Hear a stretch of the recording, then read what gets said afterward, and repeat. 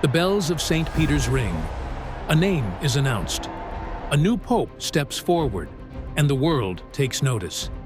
News spreads. Images flash. The moment is marked. But beneath the surface, something deeper is unfolding.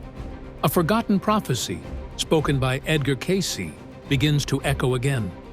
He spoke of a shift, not in politics or power, but in the soul.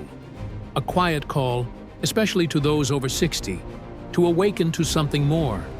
This moment may be more than it seems. Stay with us and listen closely. What you're about to hear isn't just a story. It may be your story.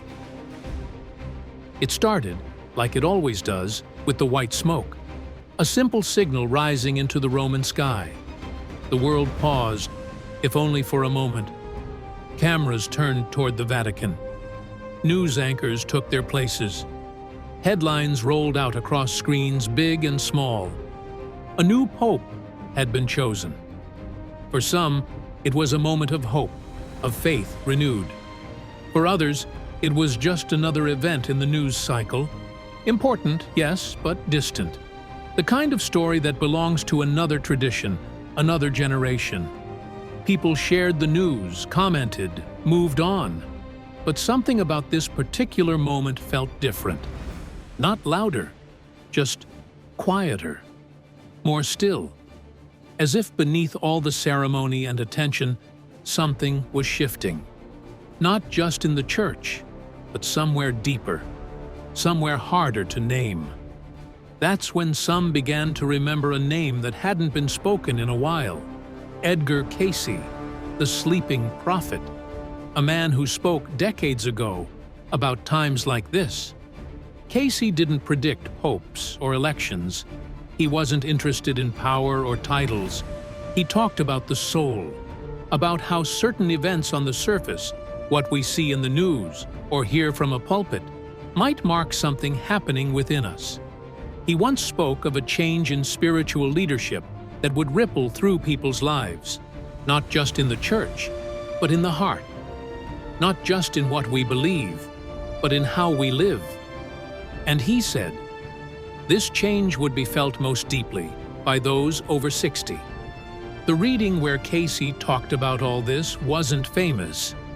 It's not one you'll find quoted in books or sermons very often. It sat tucked away in the background, like so many of his lesser-known words. But it was clear. He said, there would come a time when something would shift, not outside, but inside. A time when people, especially those in the later stages of life, would begin to feel a deeper kind of stirring. A restlessness that wasn't about politics or news cycles, but about meaning, about direction. It wasn't dramatic. He didn't say the world would fall apart. He didn't talk about fire or floods. This wasn't that kind of prophecy. It was gentler, and in a way, harder. Because it was about looking inward. According to Cayce, the rise of a new spiritual leader wouldn't just matter for Catholics or churchgoers. It would somehow signal a larger shift, something that touched the whole of humanity, quietly asking each of us to pause and listen, especially those who had already walked through decades of life, who had seen the world change, who had built and lost and endured. It was those people, those over 60, who would be most affected. Not because of the leader himself, but because of what his arrival would represent. A mirror held up to the soul. A moment that asks, what now? Cayce's words were buried for a reason. They're not easy. They ask for more than understanding. They ask for attention. And today, as so many elders quietly wrestle with questions of belonging, of purpose, of what comes next, his voice seems to rise again. Not to predict the future, but to name what's already happening. This part of Cayce's vision, the part about elders, is maybe the most important and the most easily overlooked. He didn't talk about aging in the usual way, not as decline, not as retirement, He talked about it as a threshold, a time when people would be faced with a real spiritual challenge, one that wouldn't come from the outside, but from within. He said there would be a choice. On one side, fear, the kind that creeps in when the world starts to move faster than we can follow, when technology replaces familiarity, when institutions feel less grounded, and when the stories we've told ourselves for decades about who we are and why we matter start to lose their shape. But on the other side, something else. Not comfort, necessarily, but truth, clarity. A sense of inner direction that doesn't rely on the roles we used to play. Cayce called it awakening, the chance to let go of what no longer fits and reconnect with what's always been true. He spoke directly to those over 60, and not with pity, but with respect. He saw them not as people in decline, but as the ones most ready to hold something deeper, something quieter, something lasting. And he knew it wouldn't be easy. There would be moments of disconnection, of feeling like the world no longer made room for you. There would be questions of faith, not just in God, but in life itself.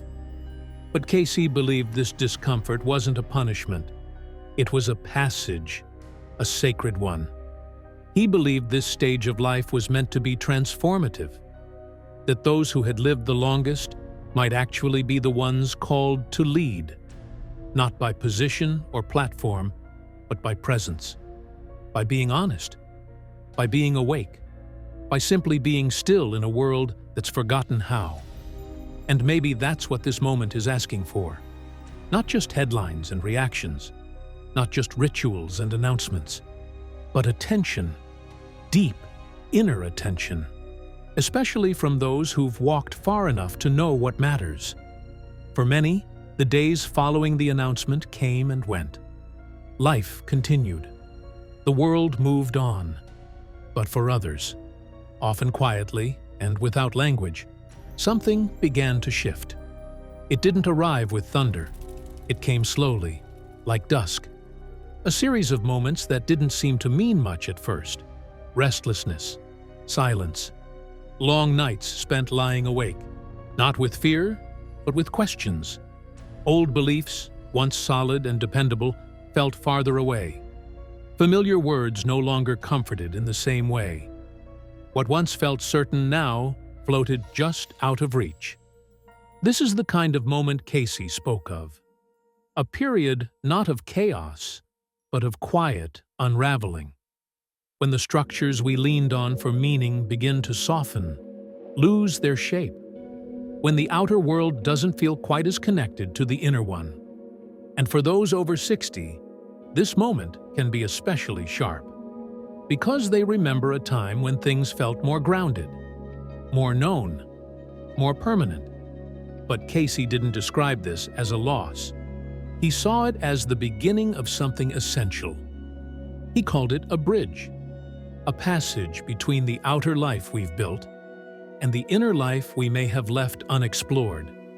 And crossing that bridge can feel uncertain, even lonely. But it leads to something more real than certainty. It leads to understanding, not just of ideas, but of being. In this light, the new Pope's arrival isn't the cause of the shift. It's the symbol, a quiet trigger that presses on something ancient and waiting inside us.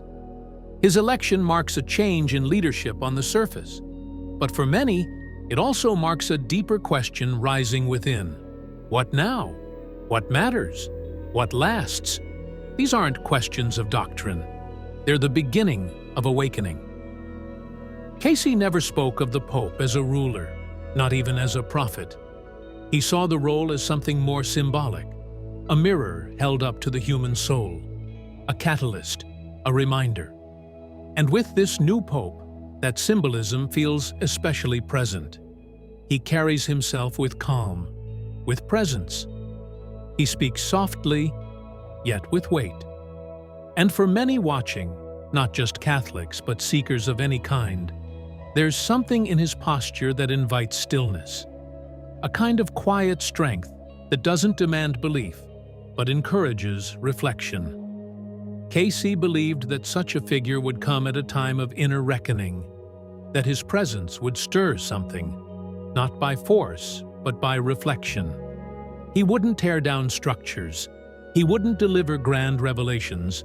Instead, he would embody a kind of inner clarity, and those who were paying attention would feel it, not on the surface, but somewhere deeper. For some, this would be confusing. For others, strangely comforting. But for those who had already begun to feel the tension, the gap between outer tradition and inner truth, it would signal something more, a kind of permission to look inward, to begin that journey, even if quietly, even if alone. Cayce suggested that the Vatican itself would undergo a transformation, not necessarily visible, but real. A shift toward transparency, humility, a return to something more essential. But again, the building isn't the point. It's the reflection, the mirror. Because what changes in Rome is only a shadow of what's changing everywhere. The real transformation is global, and it's quiet. It's happening not on the world stage, but in the hearts of individuals, especially those old enough to remember what came before. There's a quiet truth that many don't say aloud. In today's world, getting older can feel like becoming invisible. For those over 60, it can seem as if society no longer has space for them. Roles fade. Voices aren't asked for. The rhythm of modern life moves quickly, often without looking back.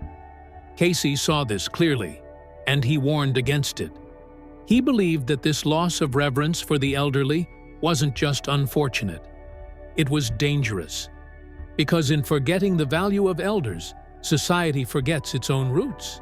It loses its memory, its wisdom, its compass, and the effect on individuals is profound. Many elders begin to question their worth, not because they've lost value, but because they no longer see themselves reflected in the world around them. They feel disconnected, as if life is now something happening elsewhere. And over time, that disconnection can harden into something heavier, a sense of uselessness, even despair. But Cayce insisted, this is a lie. He saw those in their later years not as fading lights, but as lantern bearers, guides, people who had lived long enough to understand that most of what we chase is temporary, but that something deeper endures. And he believed that this season of life, this stage of reflection, of spiritual hunger, was not accidental. It was sacred. It was here, Cayce said, that the soul had a chance to realign with its purpose. Not to do more, but to be more fully. To pass on not just knowledge, but presence. To serve not with effort, but with example. But to do that, elders must first overcome the pull of irrelevance. They must reclaim their place, not by fighting for attention, but by standing in quiet truth, by recognizing that what they carry is needed now more than ever. Cayce didn't talk about the end of the world. He didn't warn of war or collapse. The real struggle, he said, would be quieter and far closer to home. It would be a battle of the soul, not between nations or ideologies, but between fear and truth, between clinging to the known and stepping into something more honest. This battle wouldn't be fought in the open. It would take place in silence, behind closed doors, in the still moments when no one else is watching. And for those over 60, this moment is especially potent, because with age comes perspective, but also vulnerability. The loss of identity, routine, and relevance can create an ache that's hard to explain. And Cayce understood that ache. He saw it not as weakness, but as the very soil where transformation could begin. Those who lean into this inner work, who face the discomfort instead of avoiding it, will begin to feel something shift, a kind of clarity, a new peace that doesn't come from certainty, but from surrender. They may not speak of it, they may not look different on the outside, but something inside will soften, settle, realign. They become, as Cayce put it, silent guides. But those who resist, who turn away from that inner invitation, may feel increasingly isolated, not because they've been abandoned, but because they've turned away from their own inner voice. That voice is still there, but fear drowns it out. And over time, that fear can harden into regret, even despair. Cayce never blamed or judged. He simply named the path. There is a choice between fear and peace, between holding on and letting go. And the new Pope? He's not the cause. He's just the signpost, a quiet reminder that the path has opened and the journey is waiting. There's a kind of power that doesn't shout. It doesn't lead movements or fill stadiums. It sits quietly, often unnoticed, in the stories we carry, the lessons we've learned, the wounds we've healed. Cayce believed that the greatest power on earth isn't youth or strength, it's wisdom. The kind of wisdom that can only be earned with time. And those over 60, he said, carry this power more than they realize. But here's the truth. That power doesn't activate on its own. It needs recognition. It needs trust. And most of all, it needs to be claimed. The challenge for many elders is not that they've lost value, it's that they've forgotten it. The world may not ask for their insight anymore, but that doesn't mean it's not needed. In fact, in times of change and uncertainty, it's needed more than ever. But to become guides, to be lights in the lives of those still searching, elders must first return to themselves. Not to the past, but to the deeper truths they've carried all along. The truths that were learned not in books, but in living. This is a season of rediscovery, not of roles or achievements, but of being. It's a time to embrace serenity, not as a luxury, but as a responsibility. To live in such a way that younger generations can feel what peace looks like. Not because everything is perfect, but because something essential has been remembered. Cayce's prophecy wasn't about events, it was about people. It was about what happens when those who've lived the longest finally step into the deepest part of themselves and offer that presence to the world. In the quiet of his trance, Cayce spoke of a call. Not loud, not urgent, but constant. A quiet tug at the heart, especially in later life. He said the elderly would feel it most because they're the ones most ready to hear it. It's not a call to action or to be busy again. It's a call to awaken. And awakening, as he described it, isn't about becoming someone new. It's about becoming more fully who you've always been. Shedding the roles, the titles, the expectations, and returning to something simple, something whole. This journey doesn't ask to be seen. It doesn't need applause, because it's not for others, it's for the soul. And those who accept it, quietly, humbly, begin to walk through the final years of life with a kind of peace that no one can give and no one can take away. But it is a choice. Some will ignore it, not out of malice, but out of fear. They'll hold on to old narratives, avoid the silence, and miss the invitation. And over time, that avoidance becomes its own kind of prison. A life that slowly closes in on itself. But others will answer. They'll feel the discomfort and step into it. They'll let go of who they thought they were supposed to be and rediscover who they already are.